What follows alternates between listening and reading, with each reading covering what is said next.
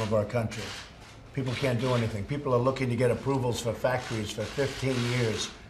And then after the 15th year, they get voted down after having spent a fortune. So that's going to end.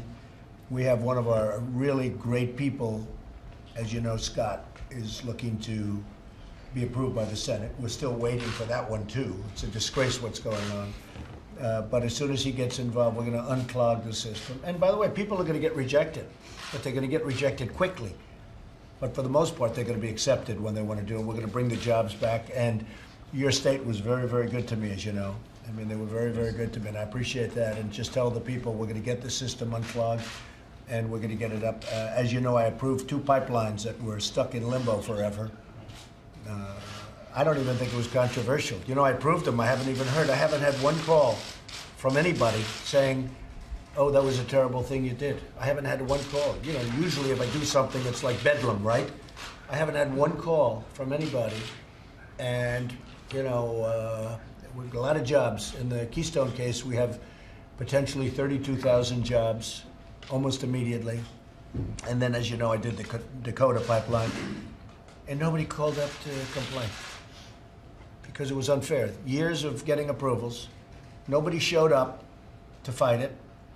This company spends tremendous hundreds and hundreds of millions of dollars, and then all of a sudden people show up to fight it. It's not fair to our companies. And I think everyone's going to be happy in the end, okay? So I appreciate it very much, Sheriff. Great honor to have you here. Thank you. And say hello to the people. Thank you. Yes, sir. Good morning, Mr. President. I'm John Layton, the Sheriff of Marion County, Indiana, which is... You never met our great vice president. Very proud of this man. And we as sheriff, this is, to me, it seems like it's unprecedented. I look back into the history of the NSA long before myself, and I could never find where not only the president, but now the vice president as well, has invited us into your house to share some concerns of ours. And in about 10 minutes, you're going to see the Oval Office too, which is, that's the other thing. You know, people have had meetings here. I had the car companies, the biggest companies, Ford, General Motors, Fiat, and they were in this room often. I said, oh, so you've seen the Oval Office? No, we've never been invited to see the Oval Office. You know where the Oval Office is? 10 feet in that direction, 10 feet. Looking forward to it. And you know what, when they said these are the biggest people, no, we're going there. These are the biggest people. So they were never invited to the Oval Office, and they're only 10 feet away. You would think they would be invited, but you're going to see the Oval Office, Thank okay? Thank you, President. One of the main concerns with not just my office of sheriff, but across the nation is the mentally ill in the jails. And the people that are being, really, for lack of a better term, warehoused in our jails across America because we don't have the facilities necessary to take care of them on the outside. And it ends up a lot of these people go to jail because the public or the police officer happens to be mad at them at the time instead of they need to be in the jail, right, for very good reason. So we just appreciate you having the back of law enforcement. We do all feel that, as anyone with a badge knows, that you do have our backs, and that we're looking forward to years of harmony and taking care of business for the people we serve. I appreciate it. And I will say that in the recent election, law enforcement is with me. I mean, the numbers were staggering. Staggering. It wasn't like, gee, it's 51-49. Believe me, it was through the roof. Law enforcement and military also. Absolutely. I think generally people in uniform tend to like me. explain that to me. Dana, explain that to me. I don't. So, Sheriff, thank you very much. Thank you, I do miss your former governor. We do. You have a good new governor. Governor Holcomb is right, holding down the fort for us. But big shoes for him to fill. Mike Pence has been fantastic. Yes, he has. Dana, I want to thank you for your service. Amazing the way you just stepped into the breach and have done such a good job. And let's see what happens with the court case. Well, Mr. President, thank you for the privilege to serve you in the Department of Justice and the American people. I'm very, very honored by it. And I want to thank all the sheriffs here, but I guess our local and state partners, you know, it's very important to federal law enforcement and all the agencies. And I know that Senator Sessions, and we're looking forward to him getting to the department, will make that an important priority, and he wants to strengthen that bond that we have with them, because it's very, very important to law enforcement. Yes, well, thank you very much. And, you know, one of the things that you know better than anybody is that we had a very good victory in Boston. So I said to everybody, why don't we use the Boston case? Why aren't we using the Boston case? Because the Boston victory was great, but it's statutorily and some difficulties. Judge Gorton, who wrote that decision, had a very good analysis where he referred to immigration law, and I thought it was a terrific opinion. Yeah. And I think it's the right opinion. And a highly respected judge, too, so I appreciate it. Thank you, Dana, very much. Appreciate it.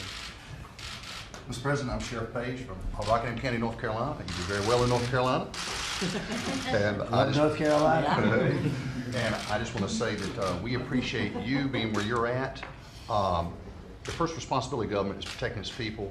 As we, as elected by the people, and you're elected by the people, we got that. When you said there's a new sheriff in town, we relate to that. You're about the rule of law. We haven't seen that in many years, and we appreciate that. And I'll tell you something, when General Kelly was speaking yesterday for the sheriffs, he was telling us about, I saw something I haven't seen before. He went to the border, he looked at the assets, and he asked the law enforcement down there, what's going on and what can we do to help fix this situation down here?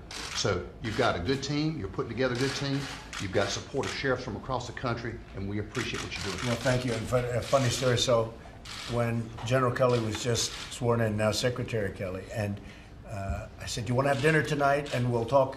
Sir, I'm heading to the border. I said, I like that better. We don't need dinner. He said, I like that better. So he's right on the ball. He's going to be fantastic. Just everybody says the same thing. Thank you. That's very nice. I'll tell him. Good morning, Mr. President. Dave Mahoney. I'm the sheriff in Dane County, which is Madison, Wisconsin. I want to thank you for inviting our nation's sheriffs into the White House.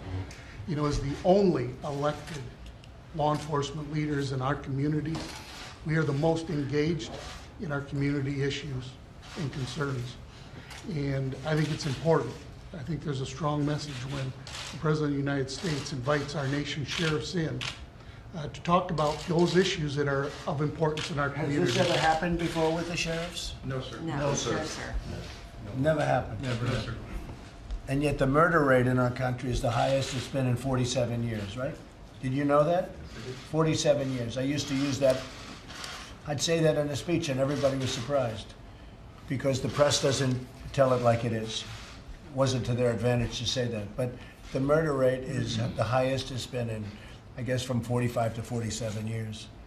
And you would think that you would be invited here and you would think that you people would be able to solve, if you ran Chicago, you would solve that nightmare. I'll tell you, I'll bet everybody in that room, especially Carolyn, right, would raise their hand because to allow, I mean, literally hundreds of shootings a month, it's worse than some of the places that we read about in the Middle East where you have wars going on. It's so sad. Chicago's become so sad a situation. But go ahead. I'm only 3 hours from downtown Chicago.